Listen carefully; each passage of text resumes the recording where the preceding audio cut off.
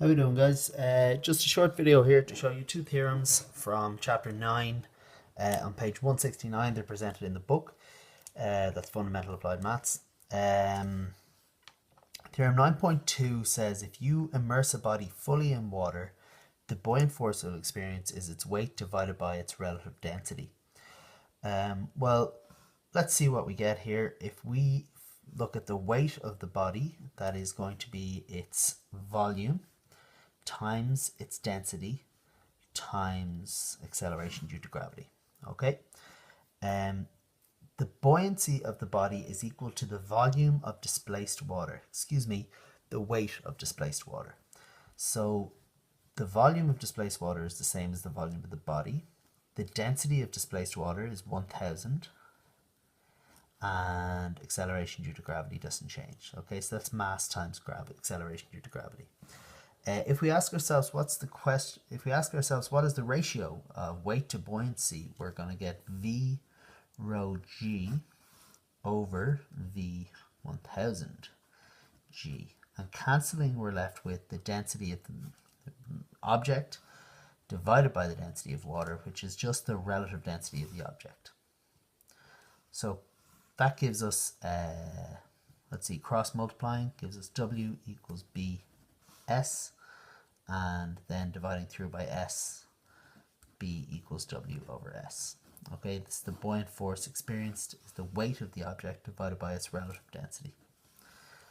Theorem 9.3 says if instead of putting it into water you put it into some other liquid, let's suppose oil or something like that, the buoyant force it experiences is given by its weight multiplied by this fraction here, where the fraction is the relative density of the liquid that it's in divided by the relative density of the object.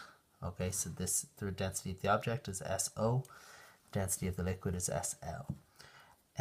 So to do that, we're going to say, well, what's the ratio of the buoyancy caused by the liquid compared to the buoyancy it would have if you'd immersed it in water, like in Theorem 9.2.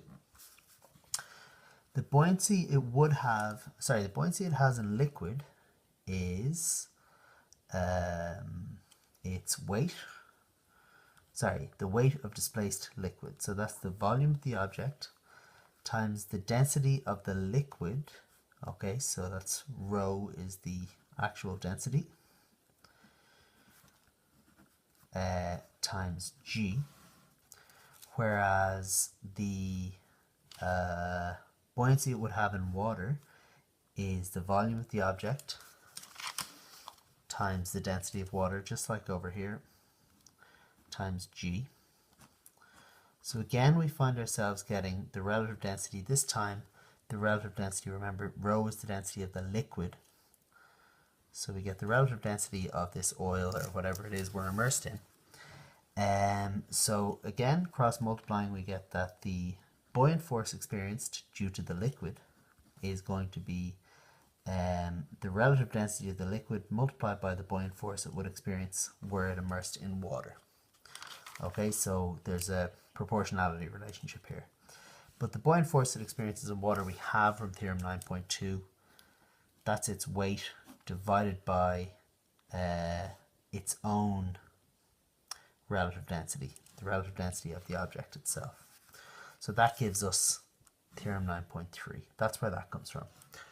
Okay, I'll see you in the next video.